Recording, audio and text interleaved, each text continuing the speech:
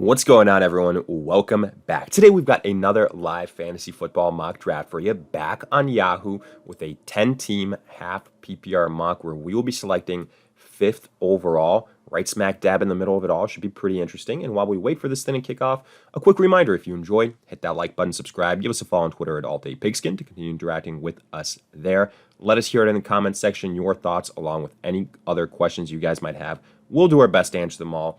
But with that being said, let's dive into this thing. The first pick has been made. It is Christian McCaffrey, pretty much like we would all expect. Now, I'm hoping here what ends up happening is that we have one of Breece or Bijan fall to us. And if that just so happens, then that will be the automatic pick right there.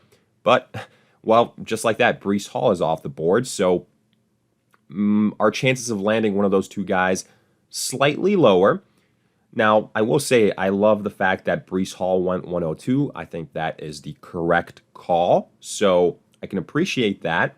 Let's see what happens here at 104. I have a sneaky suspicion like it might be either Tyreek or Bijan. It ends up being Tyreek Hill, so we do kind of end up getting lucky.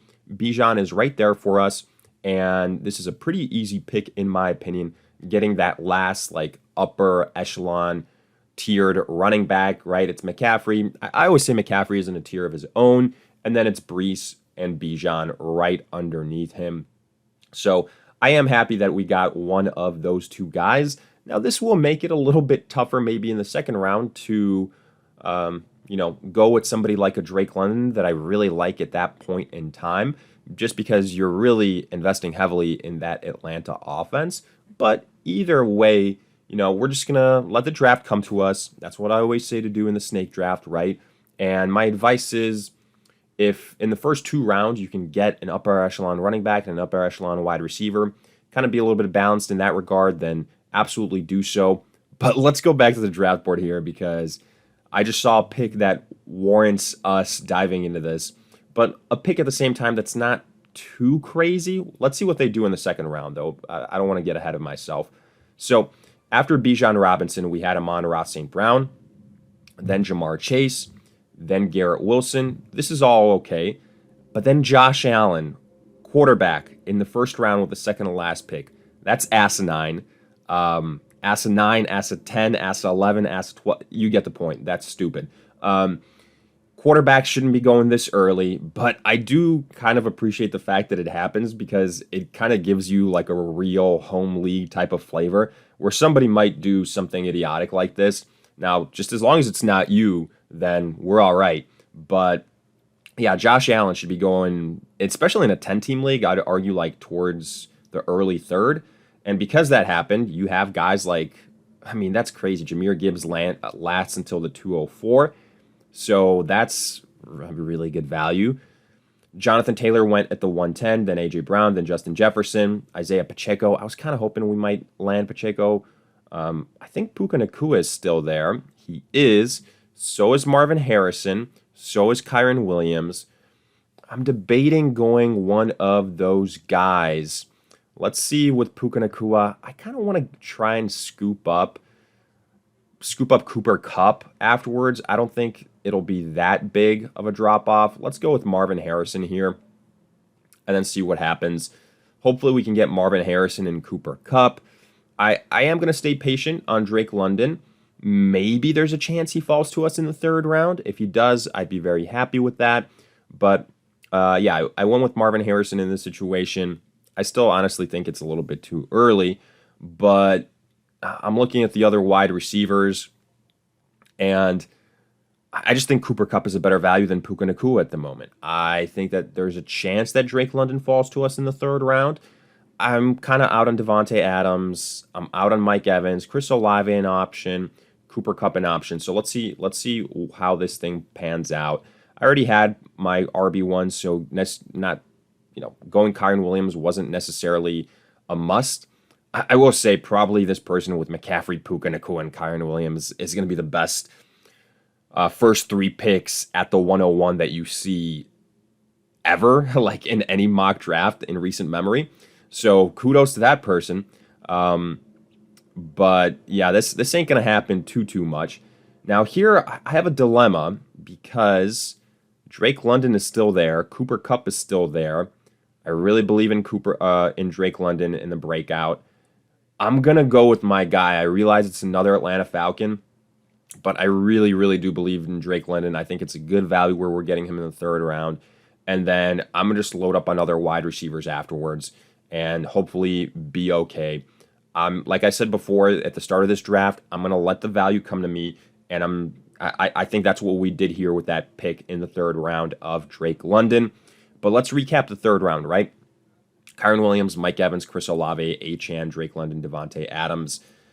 So, yeah, this is kind of a wacky draft. We see a running back run here in the second round with Barkley, Gibbs, Pacheco. We went Marvin Harrison, but then Derrick Henry, Etienne, Josh Jacobs, Puka Nacua, Kyren Williams kicks off the third. Then Mike Evans, Chris Olave, Devon Achane, Drake London, Devontae Adams, Cooper. Oh, there goes Cooper Kupp, so he won't make it back to us. Rashad White, Nico Collins. So I think there's a chance we might be able to land somebody like a Jalen Waddle, somebody like a DJ Moore at wide receiver if we wanted to.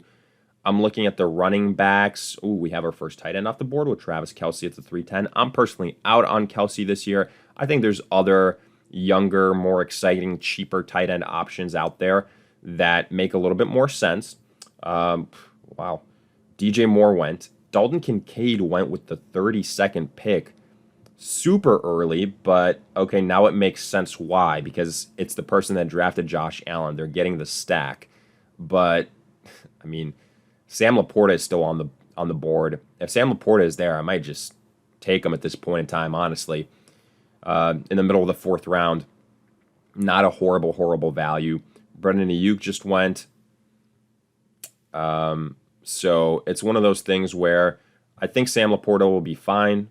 You know, he's back practicing from his hamstring. So we're not in a horrible situation. Now, you know, Trey McBride is also still there, but then it's loading up on too many guys from the same offense. Lamar just went. I'm going Sam Laporta here. Let's just stop his fall. Let's get a top-notch tight end. So Lamar Jackson is the second quarterback to go, ahead of Patrick Mahomes, ahead of Jalen Hurts. This really is a wacky draft here, but at the same time, not too crazy. Like, I could see most of this stuff happening. That's why I think it's really intriguing and why I kind of want to, you know, continue going through this. So again, to kind of recap what we were working with here, we drafted Bijan Robinson. Then we went Marvin Harrison in the second. Then we got Drake London in what I believe is a good value in the third.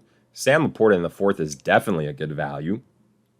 And now let's kind of recap these last couple of picks. So Laporta, then it was Debo, then it was Jalen Hurts, Michael Pittman. Good value there on him. DK Metcalf. Mahomes at the 501, really good value. Rashee Rice, and then James Cook. Ooh, I was hoping I could get James Cook. I could sneak him in there. Doesn't happen. Jalen Waddle on the board would probably be my pick.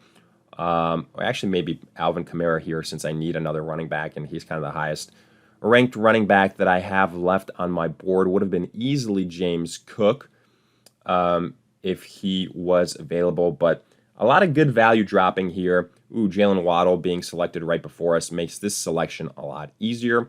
We're going with Alvin Kamara. A lot of Week 12 buys, but again, Bijan and Drake, because they're on the same team, Alvin Kamara on the Saints. But look, folks, I get this question a lot. The bye weeks, okay, you know, are you really going to bypass selecting a player because they have the same bye week as somebody else or multiple other people on your team, where that when they are clearly the best player available, where they're the guy that you need, fit your team perfectly, and you know, like all season long outlook, they have super high upside? Hell no. If you're doing that, that's not how you play the game. So keep that in mind. Let's pull up the draft results again here quickly. After we went Alvin Kamara, then it was Mark Andrews, Anthony Richardson, CJ Stroud, Joe Mixon. A little bit of a run on quarterbacks here. That's fine. David Montgomery. And here now in the sixth round, let's kind of pull up to see what we might be hoping for. I see a name here that, I mean, Trey McBride shouldn't be on the board still. That's kind of nuts. Terry McLaurin's a good value. Malik Neighbors, if he's there, I'll probably scoop him up. I'll be honest with you. Like, I see a world where I just trot out 2 tight ends as my flex. Trey McBride is, again, I won't do that, but I just mentioned that to, again, allude to the fact that that's insane value that Trey McBride is still there in the 6th. Typically somebody that goes like in the 4th round. We got 2 more picks until it is my turn. Damn, Malik Neighbors just got selected. We might really be taking McBride here. Let's see. I mean, because this person ain't going to... Okay, thank God. They took Trey McBride so we don't have to look foolish selecting him. Amari Cooper just went. It's our turn to make a selection. I mean, I like Terry McLaurin, Devonta Smith. I'd rather go with the 1 in Terry McLaurin here. Let's make sure I'm not passing up like a big-time quarterback, Kyler Murray. I mean, we can go with a stack in Kyler Murray and Marvin Harrison. Let's see if he makes it back to us, Kyler Murray, that is. I'm going to go Terry McLaurin here, and then if Kyler Murray gets back to us, then that'll be nice. But if not, I'm not going to force it. So, yeah, we went with Terry McLaurin. Then it was Dak. I think it'd only be this person right here that would potentially be selecting a quarterback. Tank Dell. Maybe they'll go Kyler Murray. We'll see. And, you know, our starting roster is starting to be finalized here. So, again, we just need a quarterback. George Kittle, Aaron Jones, Kyle Pitts. So this was a mock draft where we saw some good tight end values last until the later parts of the draft. You could argue the case with the quarterbacks as well. There goes James Conner. Okay, so we're going to have a chance to land Kyler Murray if we really want it with Marvin Harrison. I think that's probably the move here. You know, when he's been healthy, Kyler Murray's been a top 10 quarterback. So, not an awful pick there. And then from there on out, you kind of just start building out that bench, right? So, let's do that. Evan Ingram just got selected. That's fine. Yeah, I will go with Murray here. And now just go best player available after this point. So if a George Pickens, if a T. Higgins, if a Deontay, if a Calvin Ridley fall to you, you take it. You don't look back. You don't apologize. And I think we're in a good spot, right?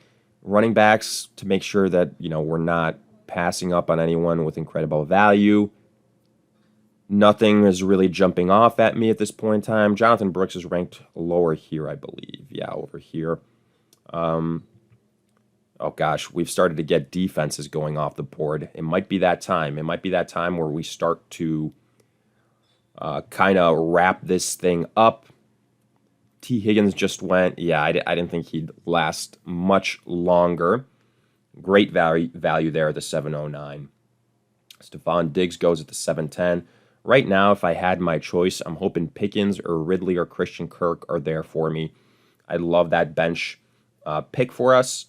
Give us some flexibility. Give us some more depth at wide receiver. We could use another running back. We only have Bijan and Kamara at this point in time. Christian Kirk just went, so Christian Kirk won't be one of our selections. George Pickens, I wouldn't be mad at George Pickens at this point in time. Not at all. Let's see what happens. We've got 3 picks to go until we get to make a selection.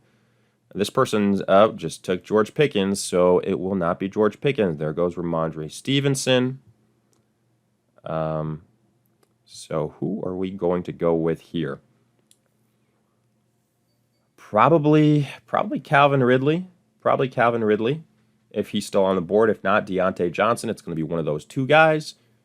So let's see what happens at this point in time. I don't trust Zay Flowers. I think that, you know, that's going to be a run-heavy team. I always say that. Javonte Williams just went. I'll go Calvin Ridley. Okay. And, yeah, that's how this squad is starting to shape up. I don't mind how this went. You know, we got our hero running back with Bijan. We were able to get Alvin Kamara, who I think will be pretty reliable at running back 2. Sam Laporta, tremendous value. I think we got good value on Drake London. Now, sure, do I wish that it was a little bit more diversified in regards to both Bijan and Drake London being on the Falcons? Yes, but again, I'm not going to apologize for getting good value. We're able to get a stag between Kyler Murray and Marvin Harrison, and then got some good values with Terry McLaurin and Calvin Ridley. Let's make one final pick here, because, yeah, at this point in time, it's gotten to the point where, people have gone on auto pick. Oh, Brian Robinson just went. Wide receiver, anything crazy? Not necessarily. Let's go running back. Let's get another guy. Let's go with Jonathan Brooks later on in the season. So that's how we're going to wrap this thing up. Let me know your guys' thoughts. Did you hopefully find this helpful? If so, hit that like button, subscribe, give us a follow on Twitter at AllDayPigskin to continue interacting with us there. Any questions you guys might have, hit us up in the comment section. We'll do our best to answer them all. But with that being said, we'll see you guys in future videos.